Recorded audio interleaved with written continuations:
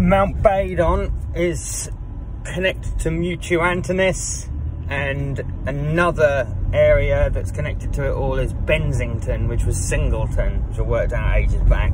There's 3 connections to the Arthurian place now. That's pretty cool. I've just got to kind of, it's so the evidence is so thin. They're trying to piece anything together. You're trying to, like, it's like trying to reconstruct a skeleton with like 3 bones, you know, like you just can't do it, but you can get as close as you possibly can, and it seems like this is as close as you get. It's through etymology, and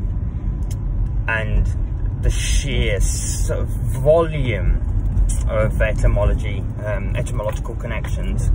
So you look at things under a grand scale, you can use etymology to trace out. It's like literally the history of Britain is written on the land, especially in the south where all of this stuff occurred, or so much of it did. But you know, each name of a place tells a story, just a name, and that's incredible in itself.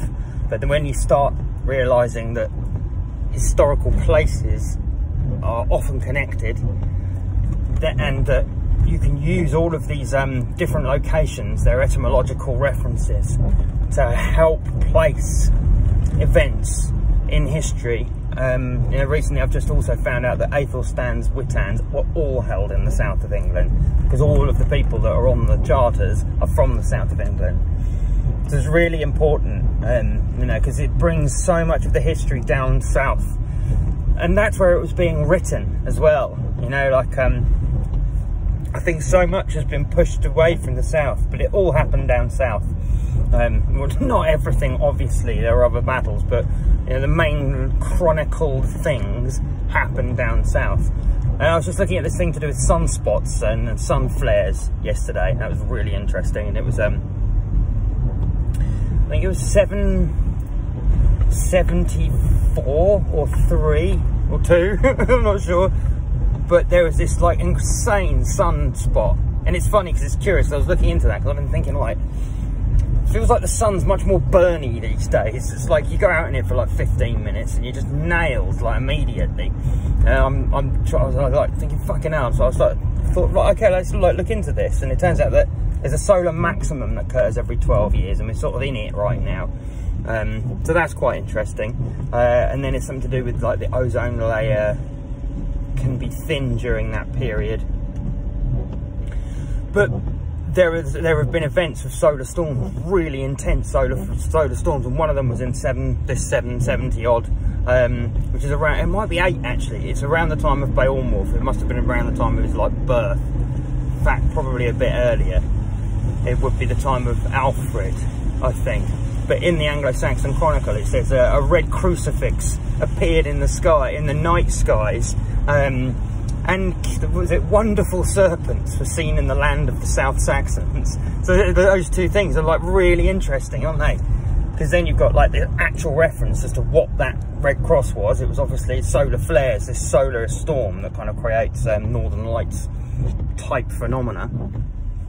And then there must have been some sort of wondrous serpent seen in the land of the South Saxons. You know, there is something to that. It's referenced twice in the Anglo-Saxon Chronicle. Then you have all the legends of the knuckers in, you know, knuckers and knucker holes, which is a Nikor in Beowulf. But it's the same thing.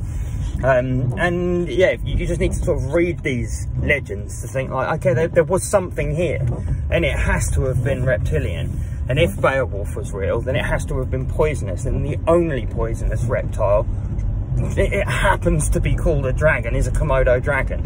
It has venom that thins your blood, and it's quite painful apparently. And I think just recently some dude in like over there in Malaysia got bitten by it, and yeah, he was in agony. Like it chased him down. He got a bit close, thinking they were a bit chill, but they're man-eaters, you know, they will have you. And yeah, I think that the Romans brought them over here. There's a place called Pondicherry, I think, in India, which is just across the coast from Malaysia. It's one of the greatest Roman ruins. And I just think that they somehow got hold of them and brought some here, and somehow they survived. In the Roman warm period, it was warmer then, but you've also got these hot springs.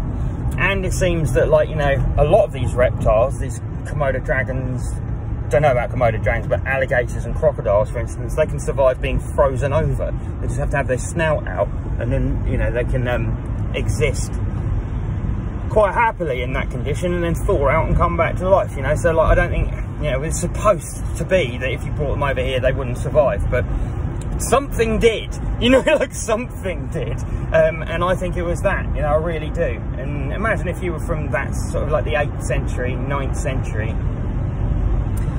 and you saw something like that, an alligator or a crocodile or a Komodo dragon in Britain, in the rivers, or in the, you know, that would be a wondrous serpent. And it was seen in the land of the South Saxons, where I'm saying Beowulf lived and died, at the foot of the eagle. You know, like, this story is real. And I've just, it's so difficult to kind of express it. I've got to write another book, unfortunately. I'm really not looking forward to it. This is so complicated, but I've got too much information in my head now, and I just don't think I can express it in video well enough. Like, it's just too complicated a story. So yeah, but anyway, I didn't really even intend on making this video. I was just doing a note. But anyway, I'll catch you all soon. See ya. Bye.